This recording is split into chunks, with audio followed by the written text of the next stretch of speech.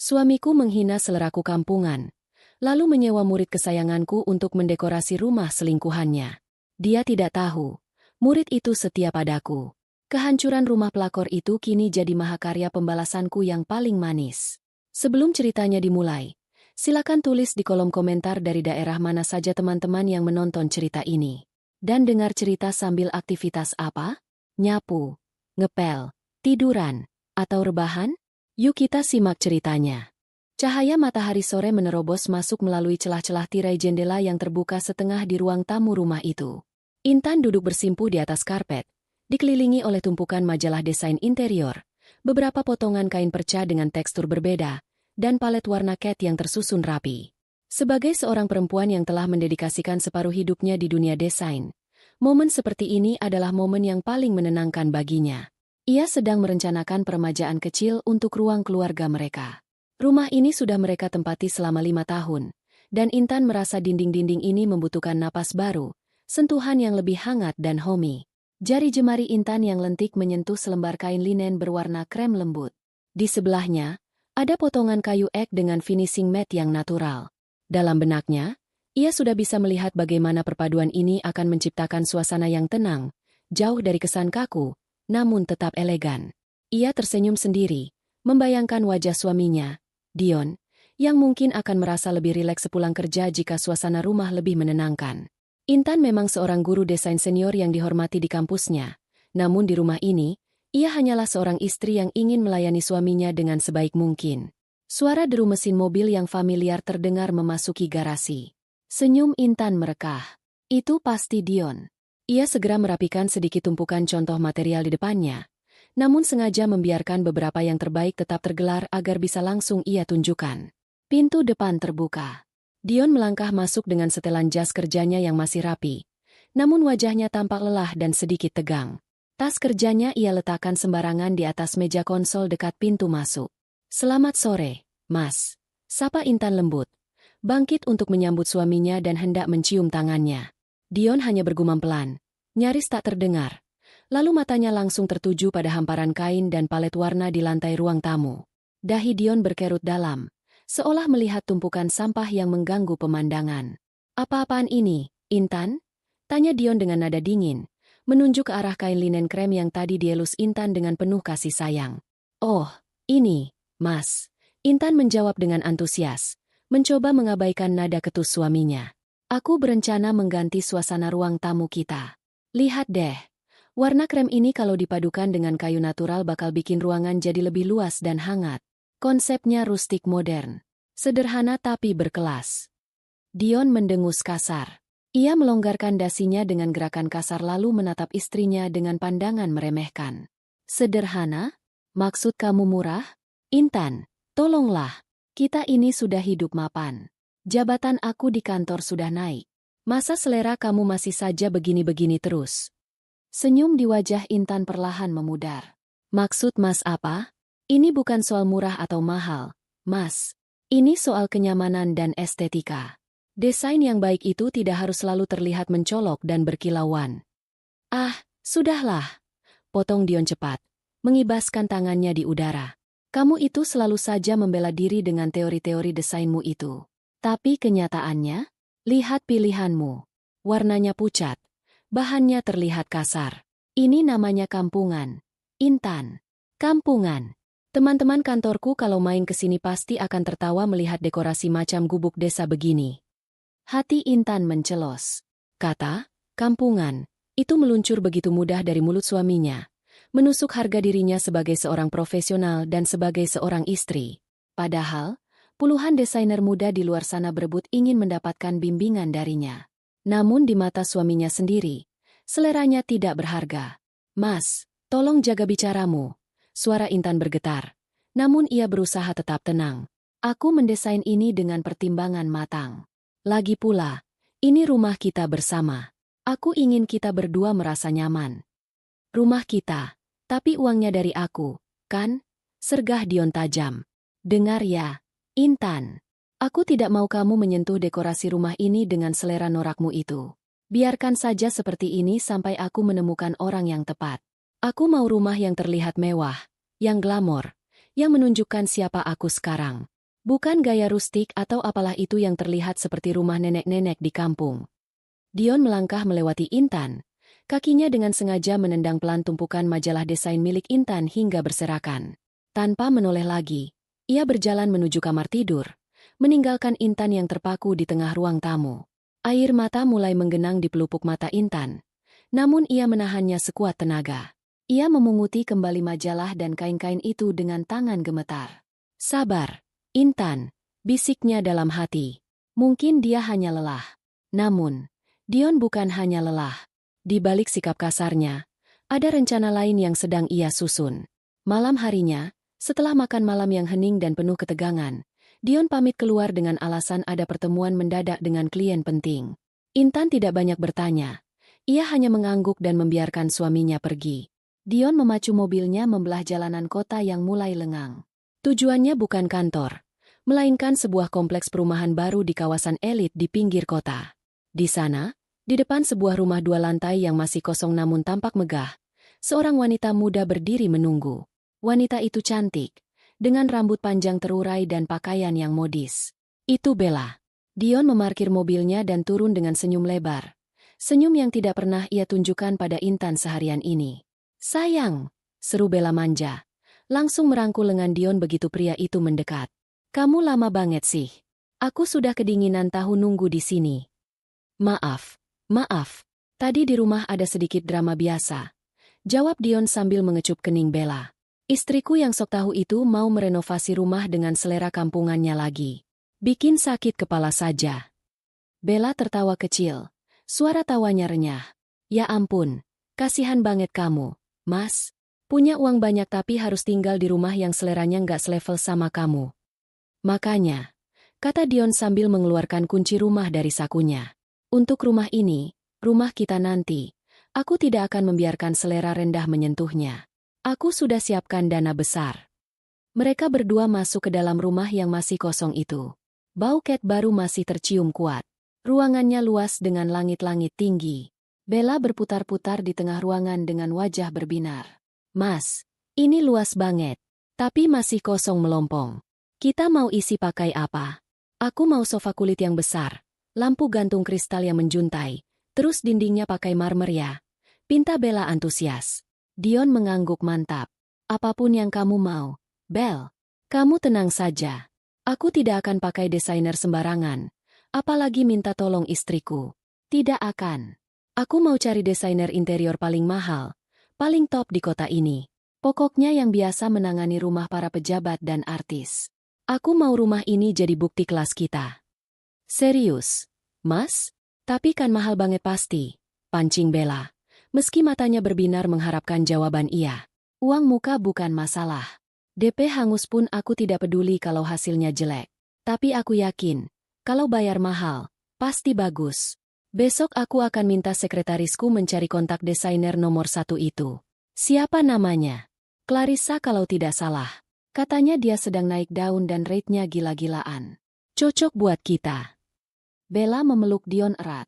"Makasih ya, Mas. Kamu memang yang terbaik. Gak sabar deh lihat rumah ini jadi istana kita. Biarin aja istri kamu di rumah tua itu dengan selera kampungannya." Dion tersenyum puas. Ia merasa menjadi laki-laki paling hebat saat itu. Di satu sisi ia memiliki istri yang patuh meski ia hina. Di sisi lain ia memiliki kekasih muda yang memujanya dan rumah baru yang akan menjadi simbol kesuksesannya. Ia sama sekali tidak menyadari bahwa nama desainer yang baru saja ia sebut, Clarissa, memiliki hubungan masa lalu yang sangat erat dengan wanita yang baru saja ia hina di rumah. Malam semakin larut. Di rumahnya, Intan masih terjaga. Duduk di meja kerjanya sambil menatap sketsa desain yang tadi ia buat. Ia menghapusnya perlahan, lalu merobek kertas itu dan membuangnya ke tempat sampah. Rasa percaya dirinya hancur malam itu karena ucapan suaminya. Keesokan harinya, Dion benar-benar membuktikan ucapannya. Ia tidak main-main soal mencari desainer mahal.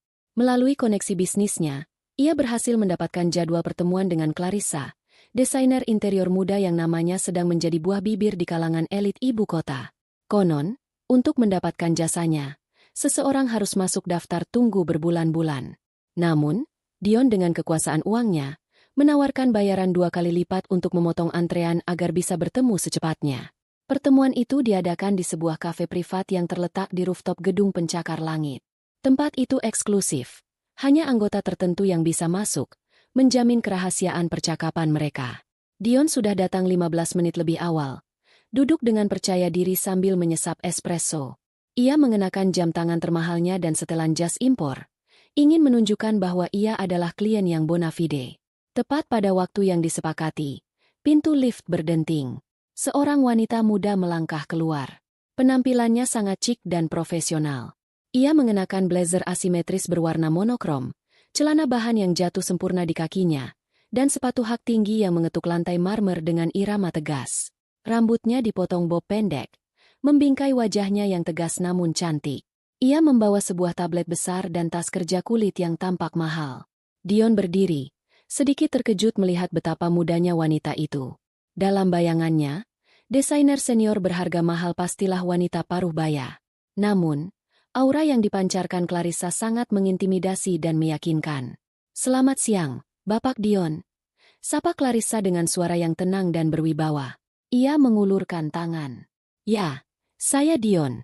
Silakan duduk, Mbak Clarissa," jawab Dion, menjabat tangan wanita itu. Cengkeraman tangan Clarissa kuat dan percaya diri. "Terima kasih." Clarissa duduk dengan anggun, langsung meletakkan tabletnya di atas meja. "Saya sudah mendengar sedikit dari asisten saya mengenai permintaan Bapak. Proyek residensial high-end, prioritas utama, dan anggaran fleksibel. Benar begitu?"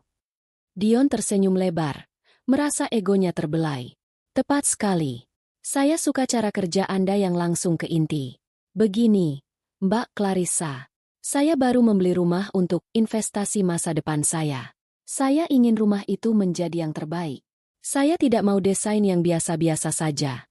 Saya mau yang mewah, yang orang lihat sekali langsung tahu kalau pemiliknya punya selera tinggi dan uang banyak." Clarissa mengangguk pelan. Wajahnya datar tanpa ekspresi berlebihan. Sebagai desainer profesional, ia sudah sering bertemu tipe klien, orang kaya baru, OKB, seperti Dion yang lebih mementingkan pamer daripada fungsi dan estetika murni. Namun, klien adalah raja, dan uang Dion adalah uang yang nyata. "Saya mengerti arah yang Bapak inginkan. Modern luxury dengan sentuhan glamour, mungkin?" tanya Clarissa sambil mulai membuka portofolio digitalnya di tablet.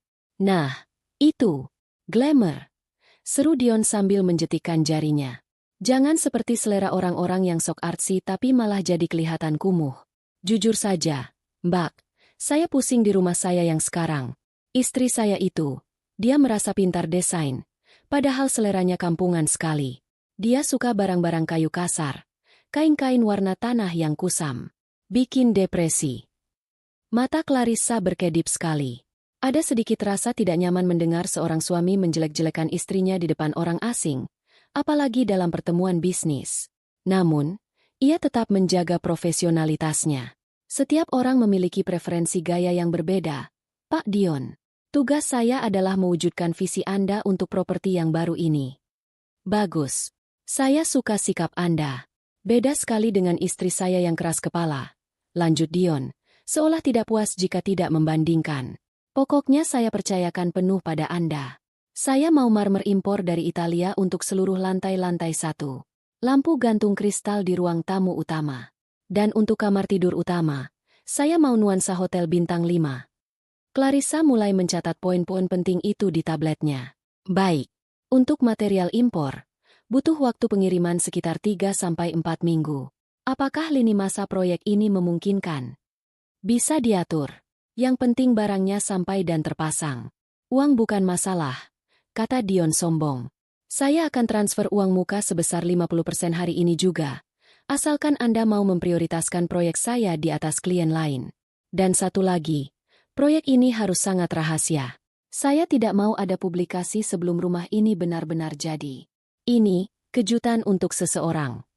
Clarissa menatap Dion tajam. Ia cukup cerdas untuk membaca situasi.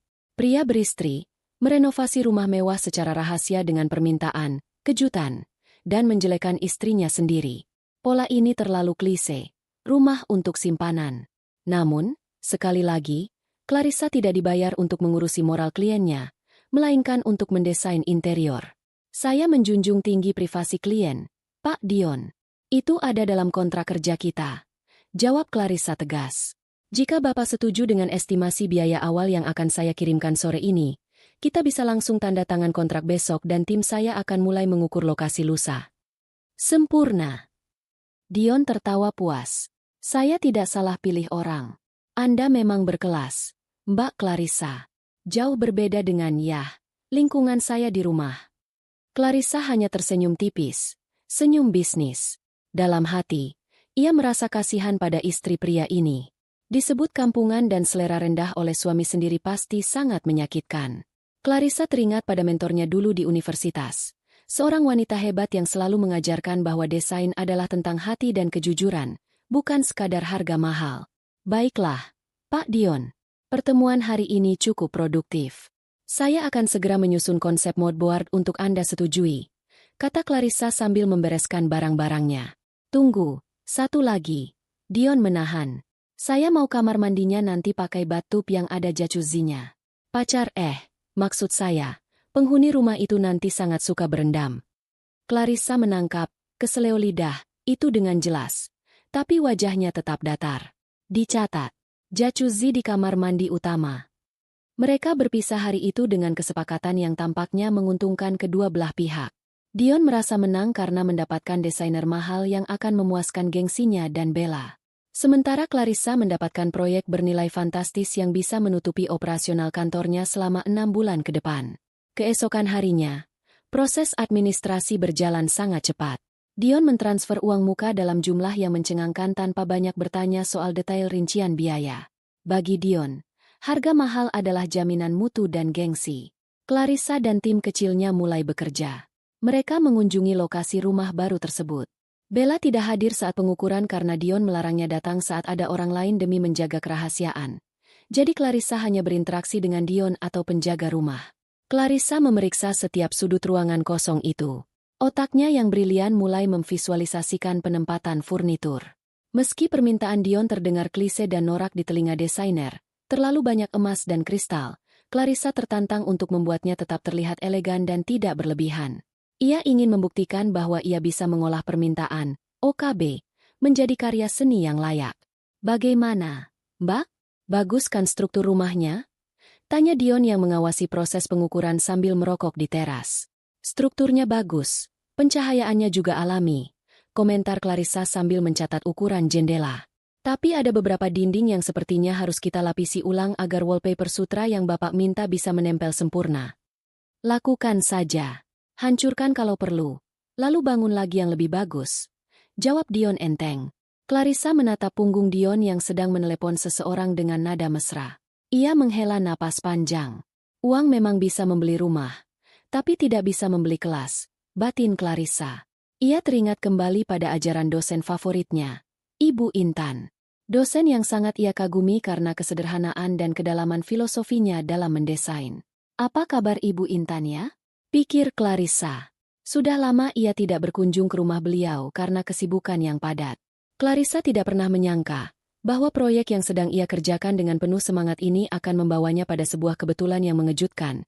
Sebuah kebetulan yang akan memutarbalikkan nasib semua orang yang terlibat di dalamnya. Dunia ini ternyata jauh lebih sempit dari yang ia bayangkan. Dan di balik dinding-dinding rumah mewah yang akan dibangunnya, tersimpan sebuah pengkhianatan terhadap sosok yang paling ia hormati dalam karirnya. Saat matahari mulai terbenam, Clarissa menyudahi pengukuran hari itu. Kita lanjut meeting material lusa ya, Pak Dion. Saya akan bawakan sampel marmer dan kain gorden. Siap. Nanti kabari saja lokasinya. Sahut Dion tanpa beban, tidak menyadari badai yang akan segera datang menghantam hidupnya yang sempurna. Hari pertemuan untuk pemilihan material tiba. Lokasi pertemuan kembali dilakukan di rumah baru yang sedang direnovasi itu. Debu halus sisa pengamplasan dinding masih sedikit terasa di udara. Namun Dion bersikeras ingin melihat langsung bagaimana contoh material tersebut terlihat di bawah pencahayaan alami ruangan itu. Bagi Dion, ini adalah bagian dari kontrol kualitas ala orang kaya yang ia bayangkan. Clarissa datang tepat waktu dengan membawa koper besar berisi sampel-sampel premium. Ia mengeluarkan lembaran marmer Carrara putih dengan urat abu-abu yang elegan, potongan kayu eboni yang gelap dan mewah, serta berbagai jenis kain bludru dan sutra untuk gorden. Clarissa bekerja dengan efisiensi tinggi, menggelar semuanya di atas meja kerja sementara yang terbuat dari triplex di tengah ruangan. "Selamat pagi, Pak Dion," sapa Clarissa sambil membuka katalog warna cat. "Sesuai permintaan Bapak, saya membawa 3 opsi palet warna utama.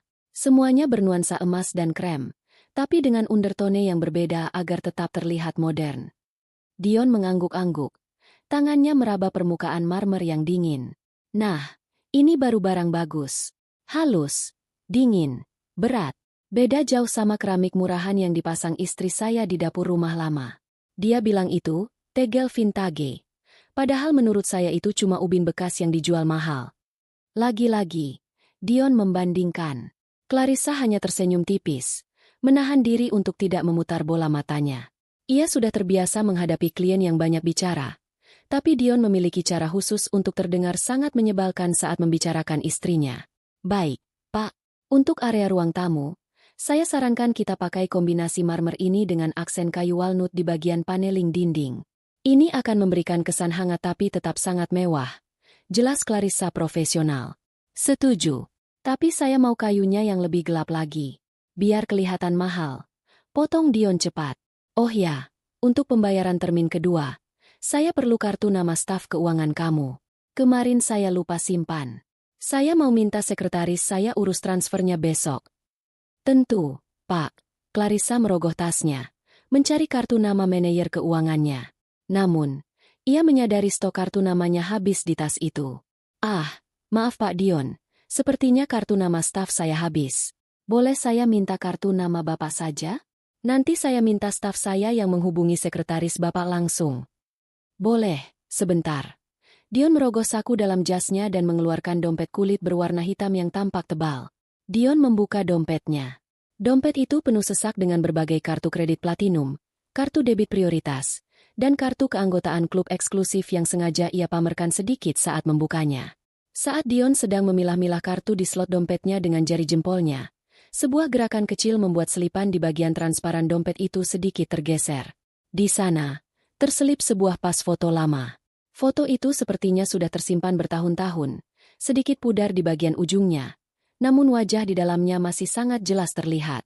Itu adalah foto seorang wanita muda dengan senyum lembut yang cerdas, mengenakan kacamata berbingkai tipis, dengan latar belakang rak buku perpustakaan.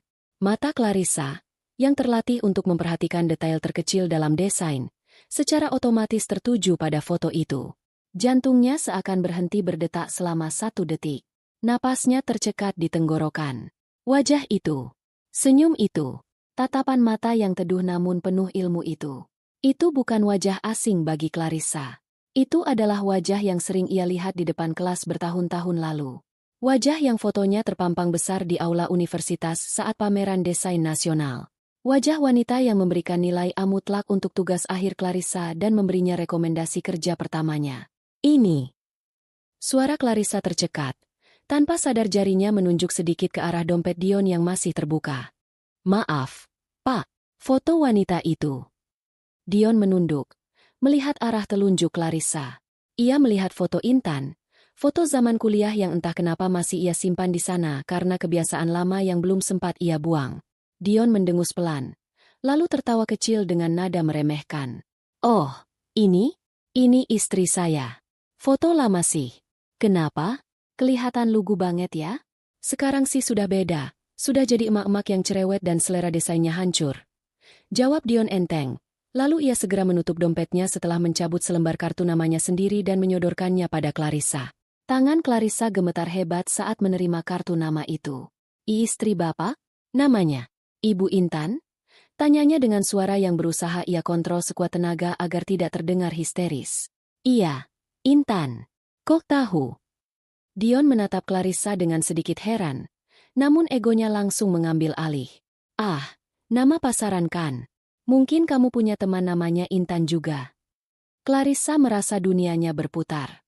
"Iya, nama yang umum," jawabnya lirih. Berbohong.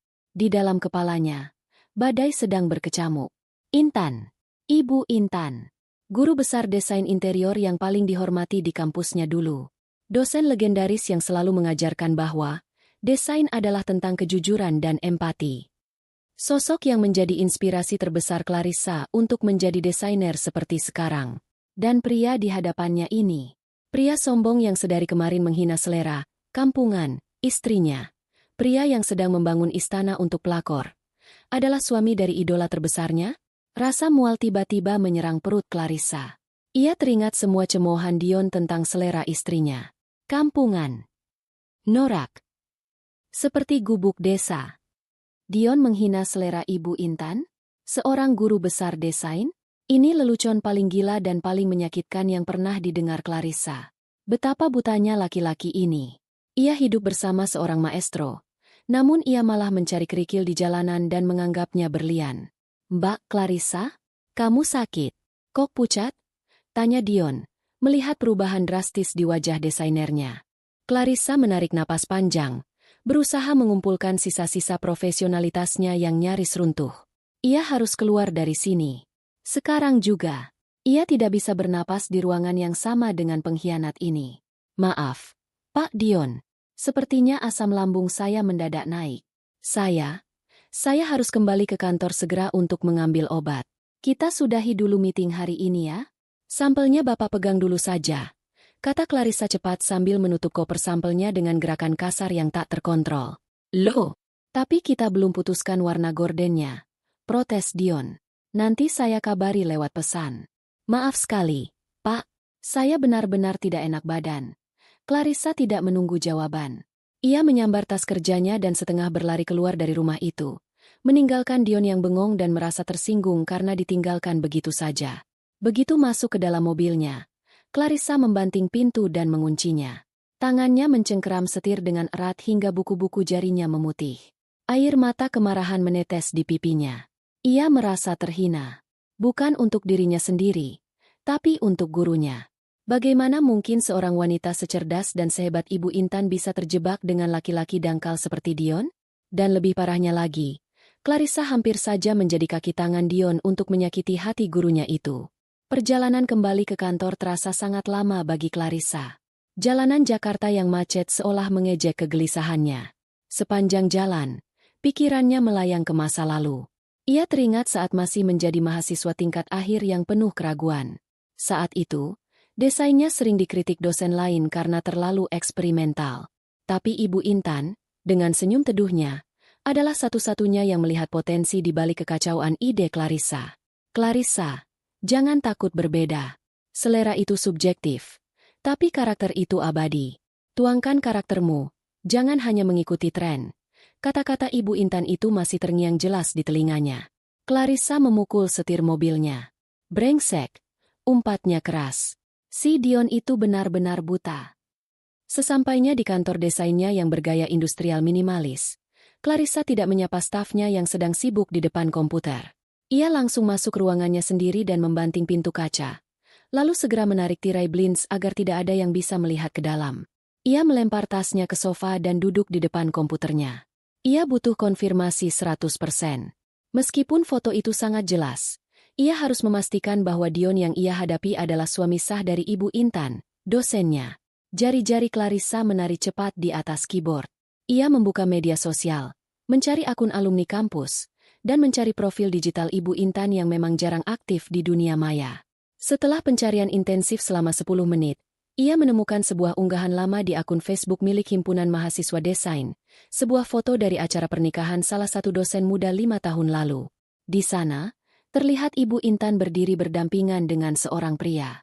Pria itu sedikit lebih kurus saat itu, tapi wajahnya tak salah lagi. Itu Dion. Keterangan foto itu tertulis, Ibu Intan dan suami, Bapak Dion, menghadiri resepsi pernikahan. Valid. Desis Clarissa. Sialen. Clarissa bersandar di kursi kerjanya yang empuk, menatap langit-langit ruangan. Fakta ini membuatnya berada di persimpangan jalan yang sulit.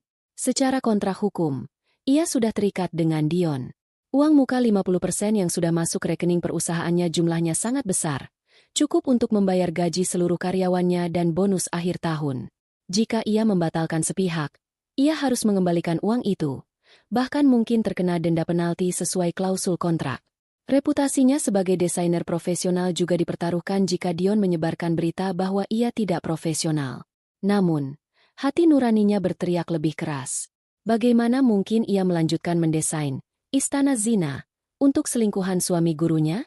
Setiap kali ia memilih warna cat,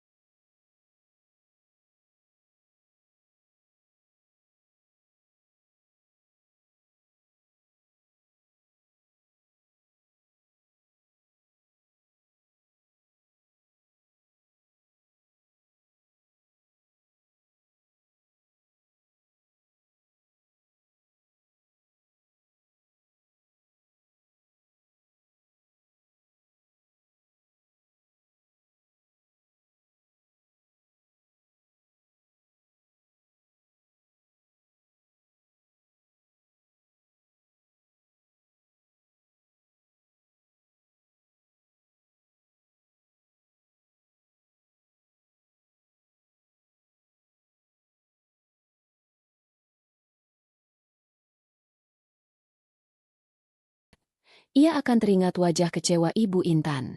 Setiap kali ia memesan furnitur mewah, ia merasa sedang menampar wajah wanita yang telah membukakan jalan karirnya. Dion menghina selera Ibu Intan sebagai kampungan. Padahal, apa yang Dion sebut kampungan itu adalah filosofi wabi-sabi atau rustic chic yang justru sangat dihargai di dunia desain internasional karena keasliannya. Ibu Intan bukan tidak punya selera. Dionlah yang tidak punya kapasitas otak untuk memahaminya. Clarissa bangkit dari kursinya dan berjalan mondar-mandir di ruangan sempit itu. Ia membayangkan skenario jika ia tetap melanjutkan proyek ini. Ia akan menjadi kaya, proyeknya akan masuk majalah, tapi ia akan kehilangan harga dirinya selamanya. Ia akan menjadi pengkhianat bagi orang yang paling ia hormati.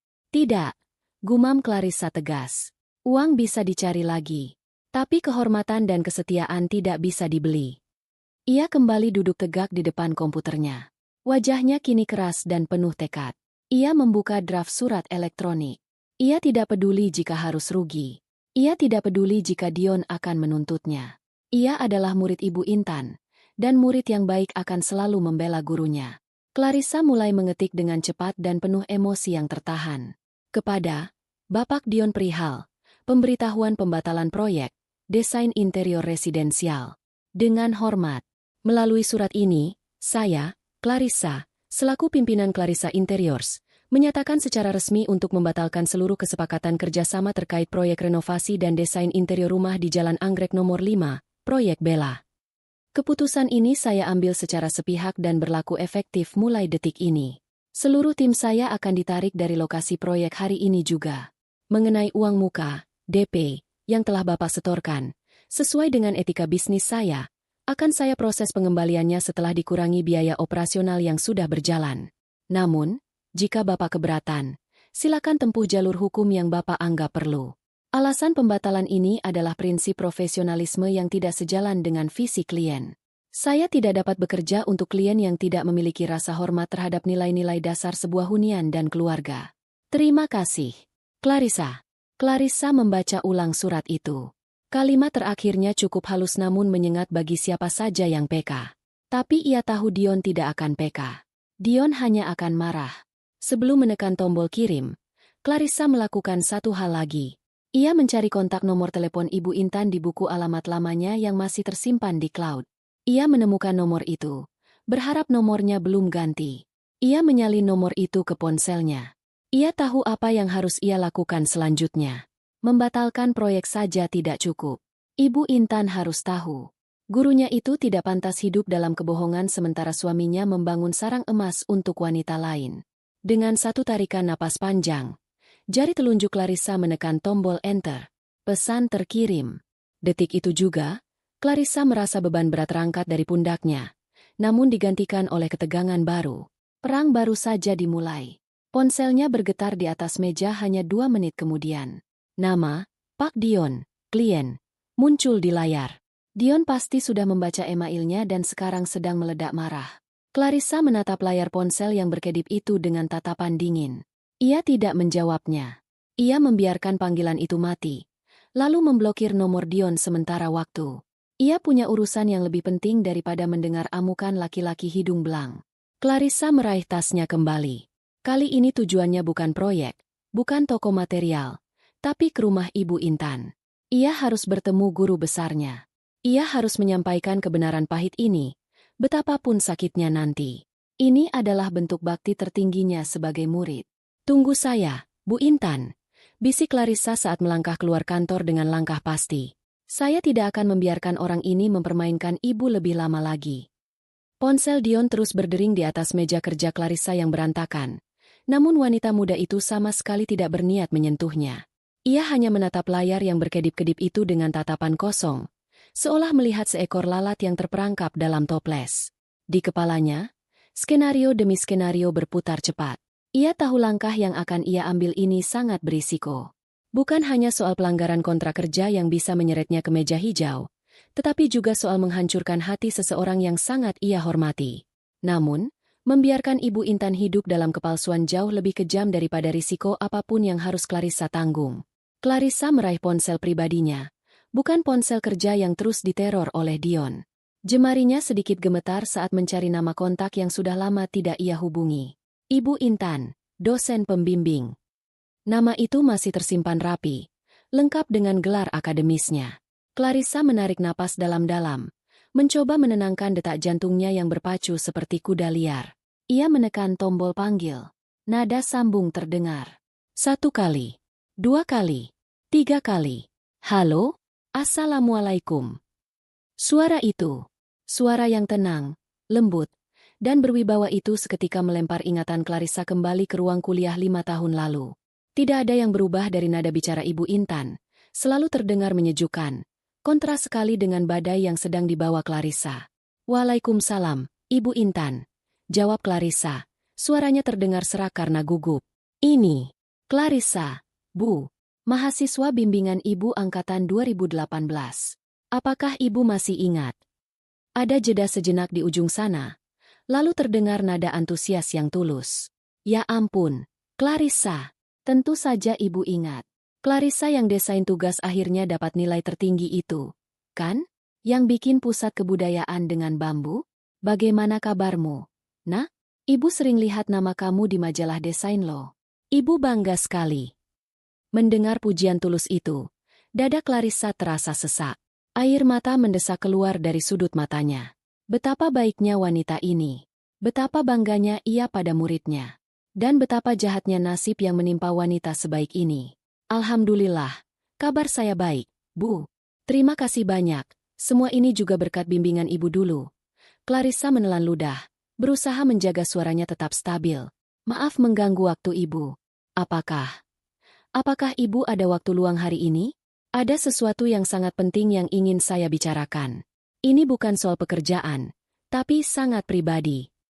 Keheningan kembali menyelimuti sambungan telepon itu. Naluri seorang ibu dan seorang guru sepertinya menangkap kegelisahan dalam suara Clarissa. Nada bicara Intan berubah menjadi lebih serius dan prihatin. Tentu, Clarissa. Kebetulan Ibu sedang tidak ada jadwal mengajar sore ini. Kamu mau bertemu di mana? Di rumah Ibu atau di luar? Di luar saja, Bu. Di tempat yang agak tenang. Jawab Clarissa cepat. Ia tidak sanggup jika harus datang ke rumah Intan dan melihat jejak keberadaan Dion di sana. Bagaimana kalau di rumah Teh Melati, di Jalan Wijaya? 1 jam lagi. Baik, Ibu akan ke sana. Sampai ketemu ya, Nak. 1 jam kemudian, di sebuah kedai teh bernuansa klasik dengan iringan musik gamelan pelan, Clarissa duduk di sudut ruangan yang paling tersembunyi. Ia sudah memesan 2 cangkir teh oolong premium. Tangannya meremas-remas serbet kain di pangkuannya. Di atas meja, tergeletak sebuah amplop coklat besar berisi printout denah rumah, foto-foto lokasi proyek, dan bukti transfer dari Dion. Lonceng pintu berdenting pelan. Sosok Intan muncul. Wanita itu mengenakan batik tulis sederhana namun elegan, dipadukan dengan celana kulot berwarna bumi. Wajahnya dipoles riasan tipis, memancarkan kecantikan alami yang tidak luntur dimakan usia. Ia tersenyum hangat saat melihat Clarissa melambaikan tangan dengan kaku. "Clarissa, wah, kamu makin cantik dan modi sekarang," sapa Intan sambil memeluk singkat muridnya itu, lalu duduk di hadapannya. "Ibu juga terlihat segar sekali," balas Clarissa, tersenyum getir. Mereka berbasa-basi sejenak tentang karir Clarissa, tentang perkembangan dunia desain interior saat ini, dan tentang kabar kampus. Namun, Intan, dengan kepekaannya yang tajam, menyadari bahwa mata Clarissa tidak fokus. Ada kegelisahan yang besar yang disembunyikan gadis muda itu. Intan meletakkan cangkir tehnya perlahan. Ia menatap lekat manik mata Clarissa. "Clarissa, kamu tidak mengajak ibu bertemu hanya untuk reuni, kan? Ada apa? Wajahmu tegang sekali sejak tadi. Apakah kamu ada masalah? Cerita saja, Nak. Anggap ibu ini teman diskusimu seperti dulu." Pertahanan Clarissa runtuh. Ia menunduk, tidak berani menatap mata gurunya. "Ibu, maafkan saya sebelumnya. Saya benar-benar tidak tahu harus memulai dari mana. Tapi saya merasa ibu harus tahu hal ini, karena kalau saya diam, saya merasa menjadi manusia paling jahat di dunia." Intan mengerutkan kening. Senyumnya menghilang digantikan kekhawatiran. "Katakan saja, apapun itu." Clarissa menggeser amplop coklat di atas meja ke hadapan Intan. "Ibu, beberapa hari yang lalu, saya menerima proyek besar. Seorang klien pria kaya raya meminta saya mendesain rumah barunya. Dia membayar mahal, meminta desain paling mewah, dan dia bilang itu kejutan untuk pasangannya." Intan mengangguk pelan, masih belum mengerti arah pembicaraan ini. "Lalu, apa masalahnya?" "Klien yang sulit." "Masalahnya bukan pada desainnya, Bu. Masalahnya ada pada siapa klien itu." Suara Clarissa bergetar. Ia memberanikan diri menatap Intan. "Saat meeting terakhir untuk pemilihan material, saya tidak sengaja melihat foto ibu di dompet klien itu. Dia suami ibu, Pak Dion."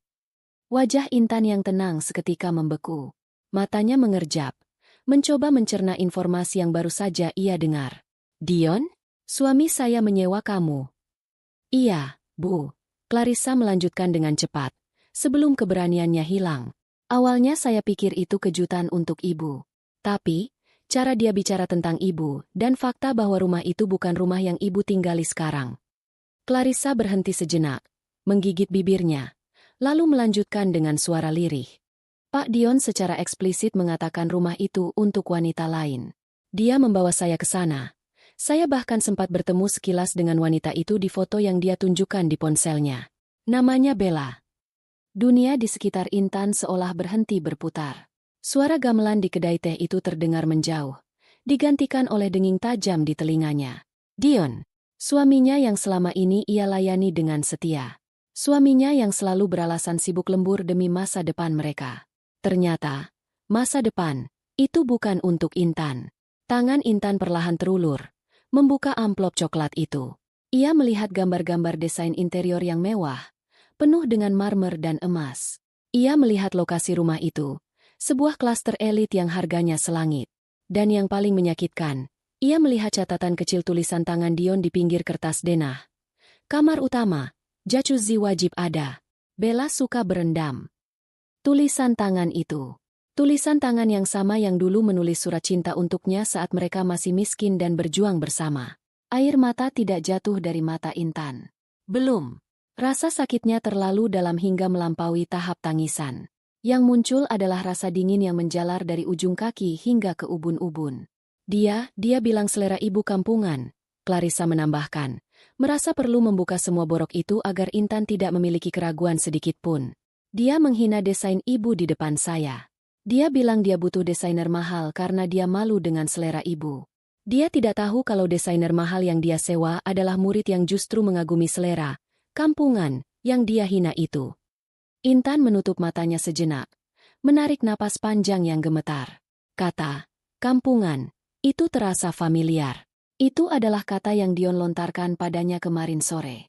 Ternyata, itu bukan sekadar emosi sesaat. Itu adalah ungkapan hati Dion yang sesungguhnya. Selama ini, suaminya memandang rendah dirinya. Saat Intan membuka matanya kembali, sorot matanya telah berubah. Tidak ada lagi kelembutan seorang ibu atau guru di sana. Yang ada hanyalah tatapan baja seorang wanita yang harga dirinya telah diinjak-injak dan kini siap untuk bangkit. Terima kasih, Clarissa. Suara Intan terdengar sangat tenang, namun menakutkan. Kamu menyelamatkan ibu dari kebodohan yang lebih lama. Terima kasih sudah memberitahu ibu. Saya sudah membatalkan proyek itu sepihak pagi ini, Bu, kata Clarissa. Saya tidak peduli dengan uangnya. Saya tidak sudi membangun istana untuk orang yang menyakiti guru saya. Pak Dion marah besar dan mengancam saya, tapi saya tidak takut. Intan meraih tangan Clarissa, menggenggamnya erat. Kamu tidak perlu takut. Dia tidak akan bisa menyentuhmu. Urusan ini biar ibu yang selesaikan. Clarissa merogoh tasnya lagi, mengeluarkan sebuah kartu akses magnetik dan sebuah kunci konvensional. Ini akses ke proyek itu, Bu. Sebagai desainer utama, saya pegang kunci duplikat untuk pengawasan tukang. Tadi pagi tukang-tukang saya sudah saya tarik mundur semua. Rumah itu kosong sekarang. Material mahal yang baru dikirim kemarin ada di dalam, belum terpasang sepenuhnya. Clarissa menyodorkan kunci itu ke telapak tangan Intan. Tatapan mereka bertemu. Ada pengertian diam-diam di antara guru dan murid itu. Apa yang akan ibu lakukan? Tanya Clarissa pelan. Intan menggenggam kunci itu erat-erat, hingga ujung kuncinya menekan kulit telapak tangannya, memberikan rasa sakit fisik yang ia butuhkan untuk tetap sadar. Ibu akan memberikan sentuhan terakhir pada desain rumah itu. Jawab Intan dingin. Sentuhan yang sesuai dengan apa yang pantas mereka dapatkan. Karena Dion bilang dia ingin desain yang berkesan, ibu akan pastikan dia mendapatkan kenangan yang tidak akan pernah dia lupakan seumur hidupnya. Pertemuan itu berakhir dengan suasana yang berat. Clarissa menatap punggung gurunya yang berjalan keluar dari kedai teh dengan langkah tegap. Tidak ada bahu yang merosot. Tidak ada isak tangis. Intan berjalan seperti seorang prajurit yang akan menuju medan perang. Dan Clarissa tahu, perang yang akan terjadi di rumah baru Dion malam ini akan sangat mengerikan. Langit Jakarta malam itu gelap pekat, tanpa bintang, seolah alam semesta turut berduka atau mungkin bersiap menyembunyikan kejahatan yang akan terjadi. Hujan rintik-rintik mulai turun membasahi kaca depan mobil Intan yang melaju membelah jalan tol lingkar luar. Ia tidak menyalakan radio. Keheningan di dalam kabin mobil adalah satu-satunya teman yang ia butuhkan saat ini. Pikirannya melayang pada kenangan 10 tahun lalu, saat ia dan Dion makan nasi bungkus berdua di kamar kos sempit, bermimpi punya rumah sendiri. Kini mimpi itu terwujud, tapi Dion memilih untuk membaginya dengan orang lain. Intan mencengkeram setir dengan kuat. Rasa sakit hati yang tadi sore terasa seperti tusukan jarum, kini telah berubah menjadi bara api yang membakar dada. Ia bukan wanita lemah yang akan menangis di pojok kamar sambil menunggu suaminya pulang dan meminta maaf. Dia adalah Intan. Dia adalah perancang, kreator, seseorang yang mengerti bagaimana membangun struktur, dan karena itu, ia juga tahu persis bagaimana cara menghancurkannya. Mobilnya berbelok memasuki gerbang perumahan mewah Royal Garden. Satpam yang berjaga di pos depan sempat memberhentikannya. Malam, Bu. Mau ke unit mana? Tanya satpam itu sopan, melirik mobil Intan yang bukan jenis mobil mewah yang biasa masuk ke sana. Intan menurunkan kaca jendela. Wajahnya datar tanpa ekspresi. Ia mengulurkan kartu akses magnetik yang diberikan Clarissa. Unit B8. Saya dari tim interior. Mau cek barang yang baru datang tadi sore. Ada kebocoran atap yang harus segera dipastikan. Satpam itu menempelkan kartu akses ke mesin pemindai. Lampu berubah hijau. Oh, timnya Bu Clarissa ya? Silakan Bu. Hujan-hujan begini rajin amat kerja lembur. Deadline ketat, Pak. Jawab Intan singkat, lalu menginjak gas. Unit B8 terletak di ujung jalan buntu, memberikan privasi lebih. Lokasi yang sempurna untuk menyembunyikan istri simpanan. Rumah itu berdiri megah dalam kegelapan. Belum ada lampu taman yang menyala. Hanya cahaya lampu jalan remang-remang yang menyinari fasad bangunan bergaya klasik modern itu. Intan memarkir mobilnya di carport. Hujan semakin deras, menyamarkan suara langkah kakinya saat ia berjalan menuju pintu utama. Dengan tangan yang stabil, ia memasukkan kunci yang diberikan Clarissa. Klik. Pintu terbuka. Aroma cat tembok yang masih basah, debu semen, dan bau kayu gergajian langsung menyergap indera penciumannya. Intan meraba dinding, mencari saklar lampu darurat yang biasanya dipasang untuk tukang. Sebuah bohlam kuning menyala di tengah ruangan, melemparkan bayangan-bayangan panjang yang menakutkan di dinding-dinding yang belum dicat sempurna.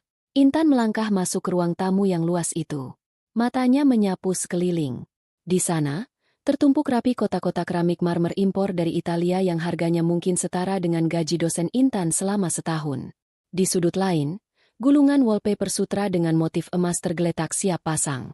Di tengah ruangan, sebuah sofa custom berwarna merah marun yang belum dibuka plastiknya berdiri angkuh. Jadi ini, bisik Intan. Suaranya menggema di ruangan kosong itu. Ini yang kamu sebut berkelas, Mas? Ia berjalan mendekati tumpukan marmer itu. Ia mengusap permukaannya yang halus dan dingin. Marmer statuario kualitas terbaik. Indah, memang. Tapi di mata Intan saat ini, marmer itu terlihat seperti batu nisan bagi pernikahannya. Intan mengeluarkan peralatan yang sudah ia bawa dari bagasi mobilnya. Sebuah palu besar, sebotol cairan pengencer cat, inner, ukuran besar, beberapa kaleng cat semprot warna hitam industri, dan sebilah pisau cutter besar. Malam ini, dia bukan Intan sang istri penurut. Malam ini, dia adalah eksekutor. Sasaran pertamanya adalah wallpaper sutra. Gulungan-gulungan mahal itu masih terbungkus plastik pelindung. Intan menyobek plastiknya dengan kasar, lalu tanpa ragu menyiramkan cairan thinner ke atas gulungan-gulungan itu. Bau menyengat langsung memenuhi ruangan. Cairan keras itu meresap ke dalam serat sutra, melunturkan warna emasnya, dan membuat bahan halusnya mengerut rusak seketika. Tidak cukup dengan itu, ia mengambil cutter dan menyayat gulungan itu dalam-dalam, memastikan tidak ada 1 meter pun yang bisa diselamatkan.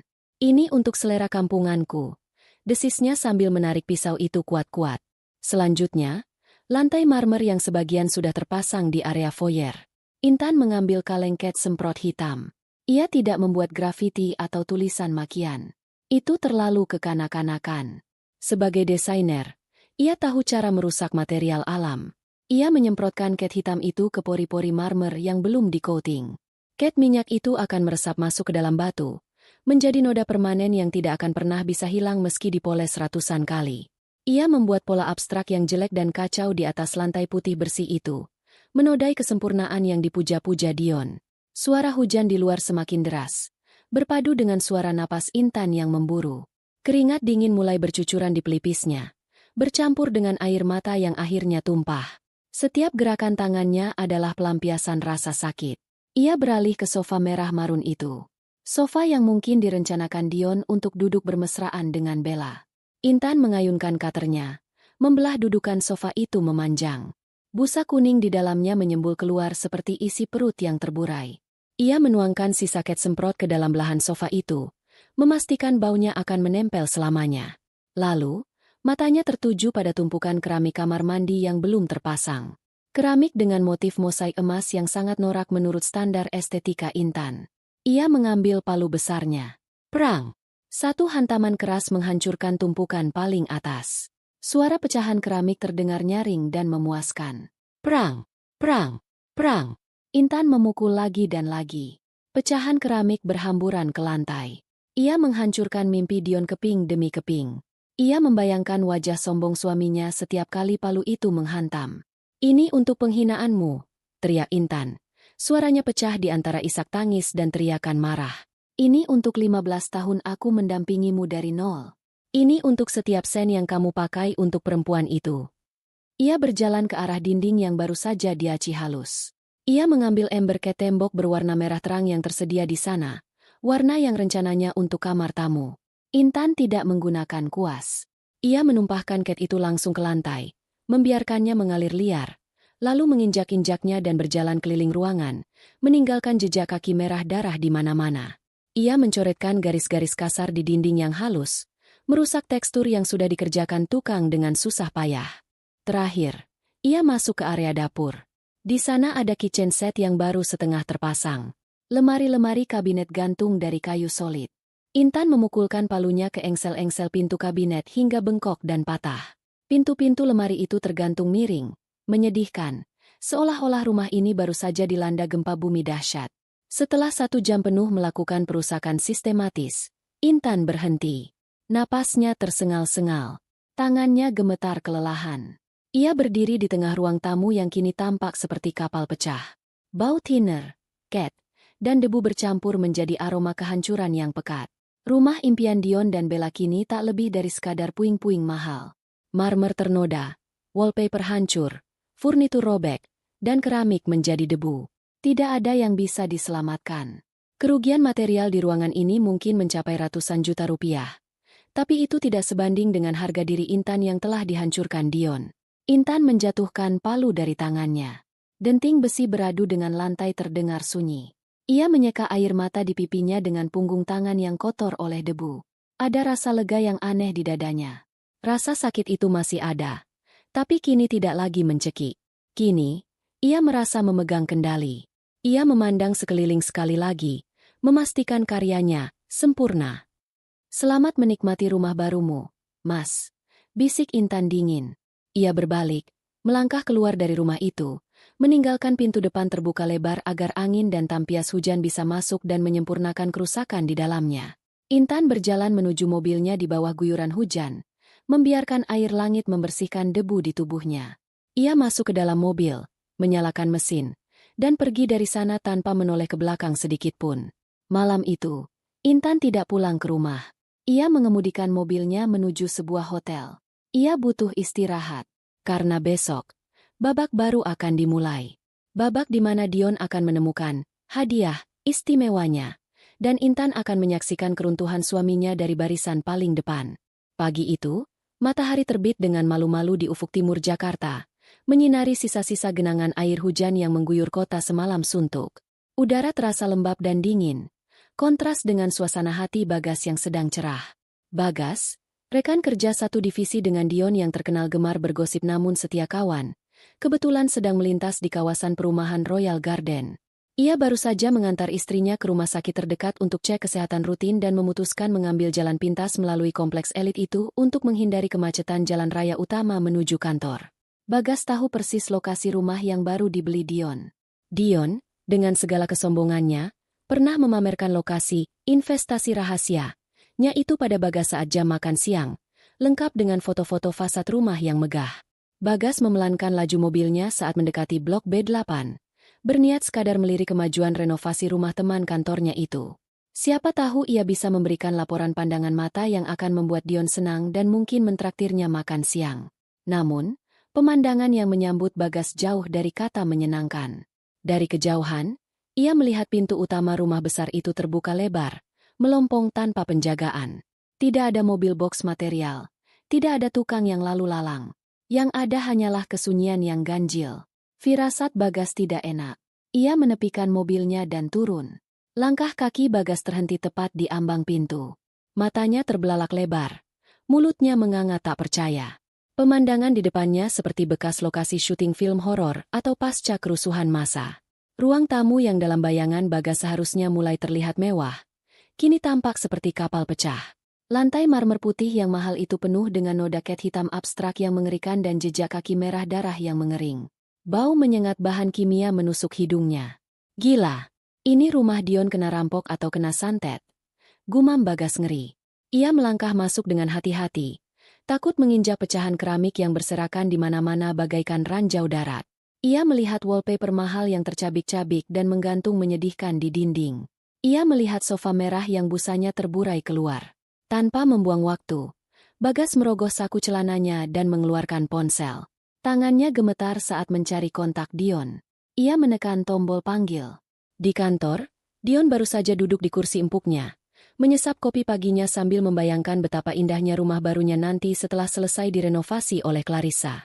Ia tersenyum sendiri, merasa menjadi raja dunia. Ponselnya berdering. Nama Bagas muncul di layar. "Halo, Gas? Tumben nelpon pagi-pagi. Mau ngajak sarapan?" Sapa Dion santai. "Yon, Dion." "Gawat, Yon." Suara Bagas terdengar panik dan terengah-engah di ujung sana. "Kamu harus ke rumah baru kamu sekarang. Rumah kamu ya ampun. Yon, rumah kamu hancur." Senyum Dion lenyap seketika. Jantungnya berdegup kencang. Hancur gimana maksudmu? Ngaco kamu. Itu rumah lagi direnovasi sama desainer top. Bukan renovasi, Yon.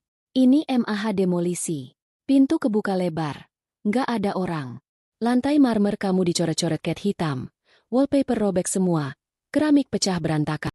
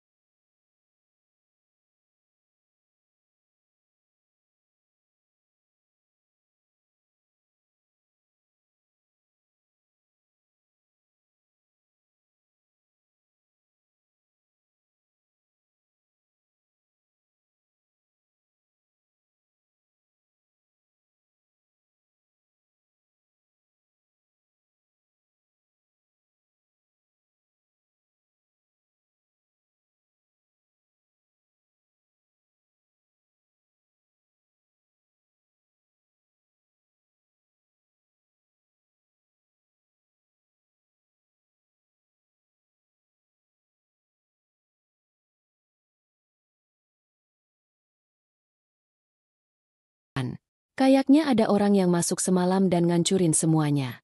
Cepetan ke sini. Dion merasakan darah surut dari wajahnya. Cangkir kopi di tangannya nyaris terlepas. Tanpa pamit pada atasan, tanpa mematikan komputer, Dion menyambar kunci mobilnya dan berlari keluar ruangan seperti orang kesetanan. Sepanjang perjalanan, ia memaki-maki lampu merah, mengklakson kendaraan yang lambat, dan menyetir dengan ugal-ugalan. Pikirannya kacau. Siapa yang berani melakukan ini? Apakah preman setempat yang minta jatah? Atau saingan bisnis? Sesampainya di Royal Garden, Dion memarkir mobilnya dengan sembarangan di depan rumah. Ia melompat keluar dan berlari masuk. Bagas yang masih menunggu di teras menatapnya dengan wajah prihatin. Dion membeku di tengah ruang tamu. Lututnya lemas seketika melihat kehancuran di depan matanya. Apa yang diceritakan Bagas belum seberapa dibandingkan melihatnya langsung. Ini adalah pembantaian material. Marmer Italia seharga ratusan juta yang ia banggakan itu kini ternoda permanen oleh cat minyak hitam yang meresap ke pori-pori batu. Pola acak di lantai itu seolah mengejeknya. Dinding-dinding halus penuh goresan dalam. Baunya, bau tiner dan cat ini membuat perutnya mual.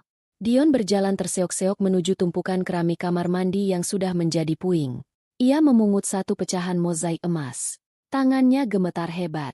Clarissa. Desis Dion. Pasti ini ulah tukang-tukang si Clarissa yang tidak becus. Atau dia sengaja. Kemarahan meledak di kepala Dion.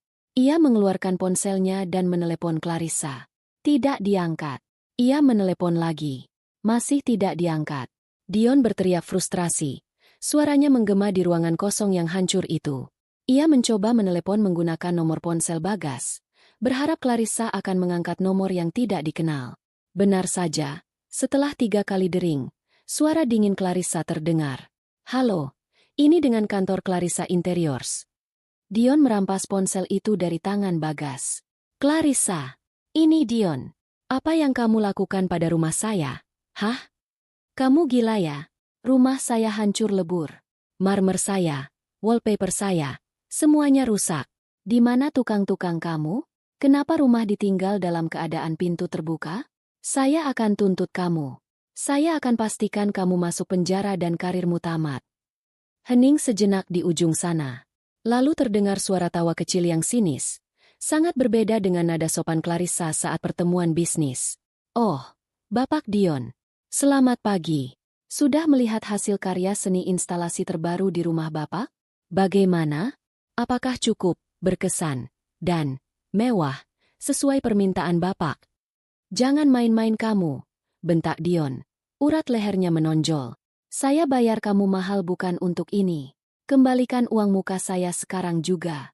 Dan ganti rugi semua kerusakan material ini 10 kali lipat. Atau saya lapor polisi sekarang. Silakan lapor polisi, Pak Dion. Tantang Clarissa dengan nada tenang yang mematikan. Tapi sebelum Bapak melakukannya, coba Bapak baca ulang kontrak kerja yang sudah Bapak tanda tangani digital kemarin lusa. Pasal 12 ayat 4 tentang pembatalan sepihak akibat pelanggaran etika dan keselamatan mental penyedia jasa. Di situ tertulis jelas, jika klien terbukti memiliki perilaku yang bertentangan dengan prinsip moral yang dapat merugikan citra penyedia jasa, termasuk di dalamnya penghinaan terhadap mentor atau afiliasi penyedia jasa, maka kontrak batal demi hukum dan uang muka tidak dapat dikembalikan sebagai bentuk kompensasi imaterial. Dion ternganga. Apa maksudmu? Mentor apa? Saya tidak pernah menghina siapa-siapa.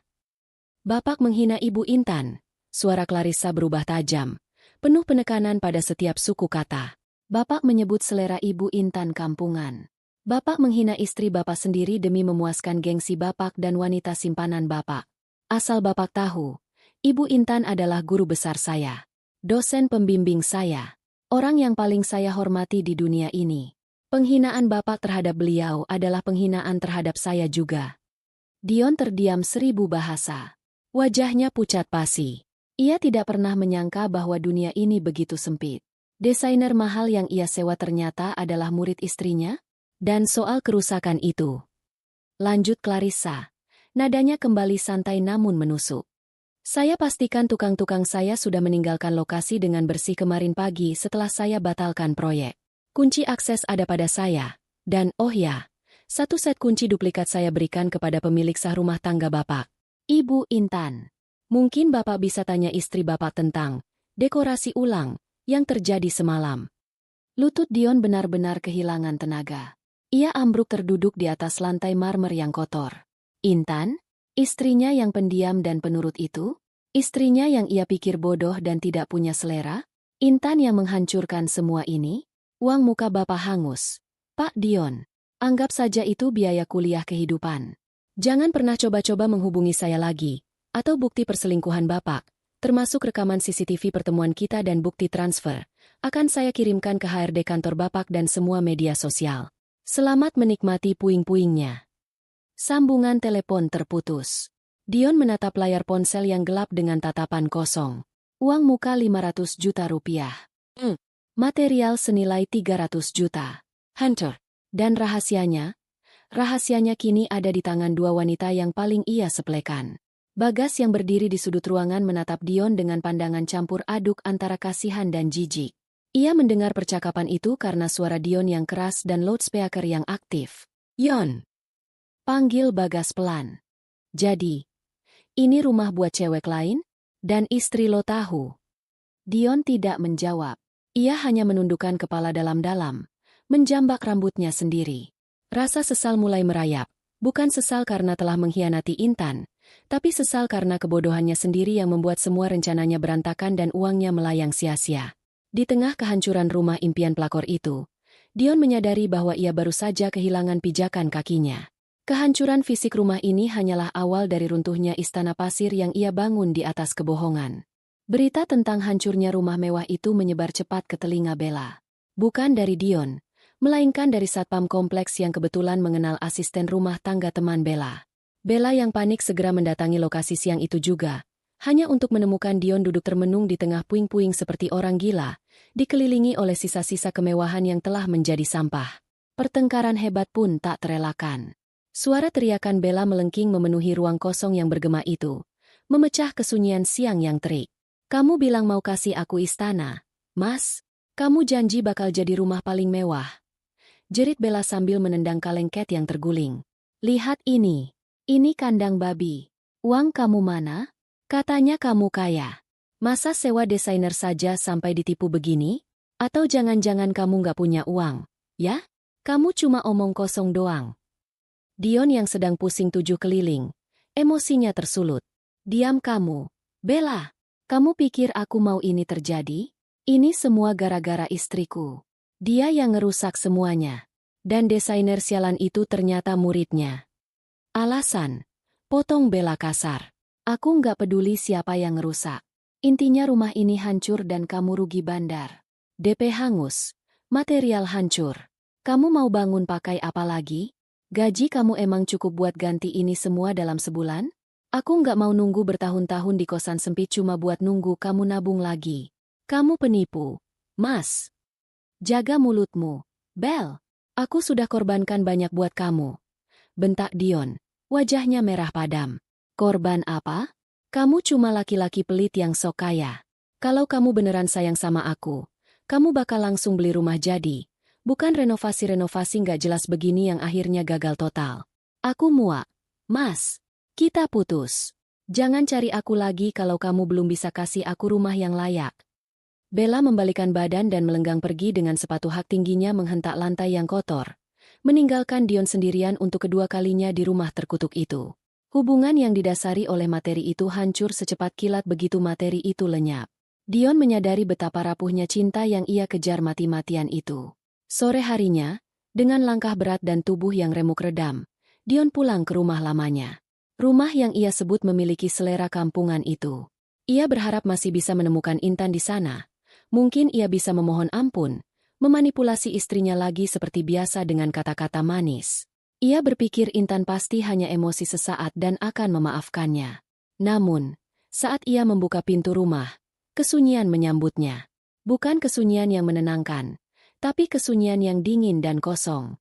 Rumah itu rapi. Terlalu rapi. Tidak ada lagi tumpukan majalah desain di meja tamu. Tidak ada lagi pot bunga segar yang biasa Intan letakkan di sudut ruangan. Foto-foto pernikahan mereka yang biasa terpajang di dinding sudah hilang.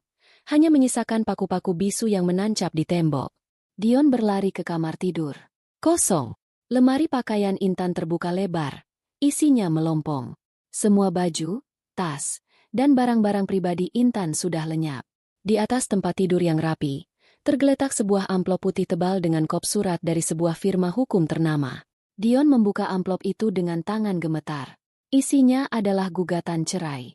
Dan bukan hanya itu, ada lampiran perjanjian pranikah dan daftar aset yang diklaim Intan. Intan, dengan kecerdasannya, telah mengumpulkan bukti-bukti pengeluaran Dion untuk Bella, transaksi mencurigakan, pembelian rumah atas nama orang lain, dan menggunakannya sebagai senjata. Dalam gugatan itu, Intan menuntut pembagian harta gonogini yang sangat spesifik. Rumah yang mereka tempati sekarang jatuh ke tangan Intan 100% sebagai kompensasi atas pengkhianatan Dion, sementara Dion dipersilakan mengambil rumah baru yang hancur itu beserta segala hutang cicilannya yang masih berjalan. Dion merosot ke lantai. Ia kalah telak. Ia kehilangan istri yang tulus, kehilangan selingkuhan yang cantik, kehilangan uang tabungannya, dan kini terancam kehilangan tempat tinggalnya yang layak. Ia hanya disisakan puing-puing di Royal Garden yang tidak bisa dihuni dan hutang yang menumpuk. 6 bulan kemudian, sebuah studio televisi swasta tampak gemerlap dengan lampu sorot. Penonton bertepuk tangan riuh saat pembawa acara wanita yang terkenal ramah membuka segmen utama acara bincang-bincang inspiratif malam itu. Hadirin sekalian, malam ini kita kedatangan 2 tamu yang sangat istimewa. 2 wanita hebat yang membuktikan bahwa integritas dan jati diri adalah mata uang yang paling berharga di dunia ini. Mari kita sambut guru besar desain interior, Ibu Intan, dan desainer muda berbakat yang sedang naik daun, Clarissa. Tepuk tangan membahana saat Intan dan Clarissa melangkah masuk ke panggung. Intan tampak anggun dan berkelas dengan busana batik modern rancangannya sendiri. Wajahnya bersinar, jauh lebih muda dan bahagia dibandingkan 6 bulan lalu. Di sebelahnya, Clarissa tersenyum bangga, menggandeng lengan mentornya. Mereka duduk di sofa tamu yang nyaman. Ibu Intan, Mbak Clarissa, selamat malam, sapa pembawa acara. Dunia desain interior sedang heboh membicarakan kolaborasi kalian berdua dalam proyek pusat kebudayaan yang baru saja memenangkan penghargaan internasional. Tapi yang lebih menarik, banyak yang bilang kolaborasi ini lahir dari sebuah peristiwa yang cukup dramatis. Bisa diceritakan sedikit? Clarissa tertawa kecil, melirik Intan. Intan tersenyum bijak dan mendekatkan mikrofon ke bibirnya. Sebenarnya sederhana saja. Suara Intan tenang dan menyejukkan, membius seluruh studio. Kolaborasi ini lahir dari sebuah pemahaman bahwa desain bukan sekadar tentang seberapa mahal marmer yang kamu pasang atau seberapa berkilau lampu kristalmu. Desain adalah tentang kejujuran, tentang menghargai ruang dan orang-orang yang tinggal di dalamnya. Betul sekali, sambung Clarissa bersemangat. Saya belajar dari Ibu Intan, bahwa selera yang baik tidak bisa dibeli dengan uang. Ada orang yang punya banyak uang, menyewa desainer mahal, tapi jiwanya kosong. Mereka hanya membeli barang, bukan nilai. Dan ketika mereka menghina kesederhanaan, mereka sebenarnya sedang menelanjangi kedangkalan mereka sendiri.